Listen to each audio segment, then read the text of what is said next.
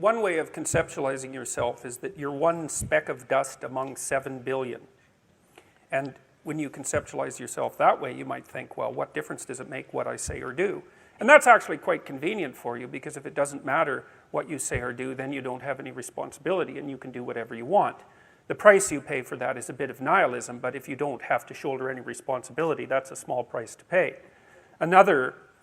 That's the underground motivation for nihilism. But the other way of looking at it, and this is actually the accurate way of looking at it, is that you're in a network. You're a node in a network, and so you can do a little bit of arithmetic very rapidly and just figure out how powerful you are. You know 1,000 people. You're going to know more than that over the course of your life, but let's say 1,000 for the sake of argument for now. They know 1,000 people. That means that you're one person away from 1,000,000 people and 2 persons away from 1,000,000,000 people. And you're the center of that network. And now the way networks work is that information propagates in a network manner. So don't underestimate the power of your speech. Now, you know, Western culture is phallogocentric. Let's say it. Okay, so we'll say, yeah, that's just fine. That's exactly what it is. It's predicated on the idea of the logos, that the logos is the sacred element of Western culture. And what does that mean? It means that your capacity for speech is divine. It's the thing that generates order from chaos and then sometimes turns pathological order into chaos when it has to. Don't underestimate the power of truth. There's nothing more powerful. Now, in order to speak what you might regard as the truth, you have to let go of the outcome. You have to think, all right, I'm going to say what I think, stupid as I am, biased as I am, ignorant as I am. I'm going to state what I think as clearly as I can, and I'm going to live with the consequences no matter what they are.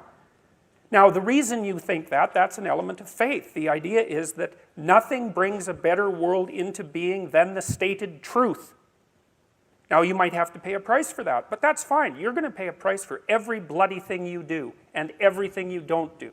You don't get to choose to not pay a price. You get to choose which poison you're going to take. That's it. So if you're going to stand up for something, stand up for your truth. It'll shape you because people will respond and object and tell you why you're a fool and a biased moron and why you're ignorant. And then if you listen to them, you'll be just that much less like that the next time you say something. And if you do that for 5 years, you'll be so damn tough and articulate and able to communicate and withstand pressure that you won't even recognize yourself. And then you'll be a force to contend with.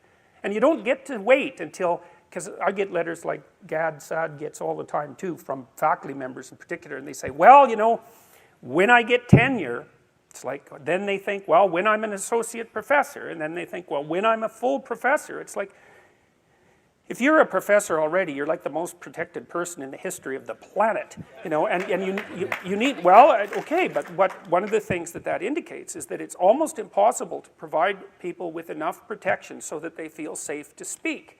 Okay, so we'll address that directly. It is not safe to speak, and it never will be. But the thing you got to keep in mind is that it's even less safe not to speak, right? It's a balance of risks. It's like you want to pay the price for being who you are and stating your mode of being in the world, or do you want to pay the price for being a bloody serf, one that's enslaved him or herself? Well, that's a major price, man. That thing unfolds over decades, and you'll just be a miserable worm at the end of about 20 years of that, right? No self-respect, no power, no ability to voice your opinions, nothing left but resentment because everyone's against you, because of course you've never stood up for yourself.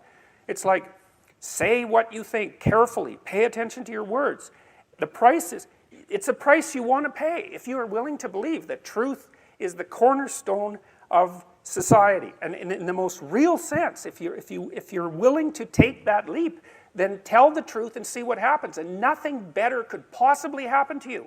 There'll be ups and downs, and there'll be pushback, and there'll be controversy and all of that, but it doesn't matter. The truth is what makes the world, the truth is what redeems the world from hell, and that's the truth. And we saw plenty of hell over the last 100 years, you know, and we haven't learned a bloody thing from it. It's like, wake up, tell the truth, or at least don't lie. That's a start. And you got to understand that's a risk. But I have one more brief thing to say about that. So, you know, I said what I had to say back in September, and I'm sure that I could have done it better, and many people have told me how I could have done it better, although it didn't mean they would actually do it, but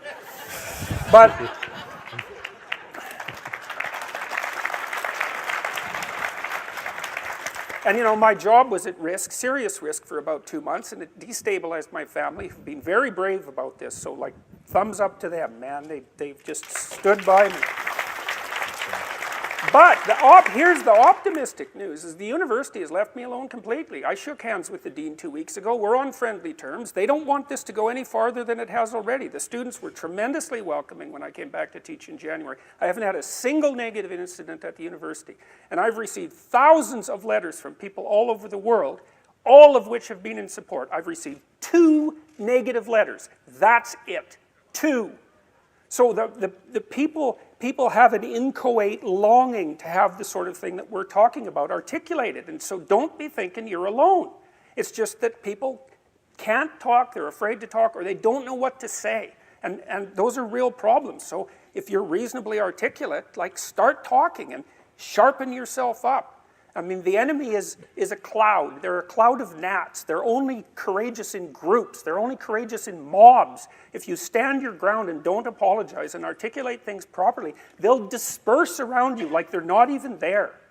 So most of it's illusion. So don't be afraid, but be afraid of the right thing. And the right thing you should be afraid of is not saying what you say, because that's the same as not being. And here you are, suffering away. You might as well be at the same time. At least then there's something to you.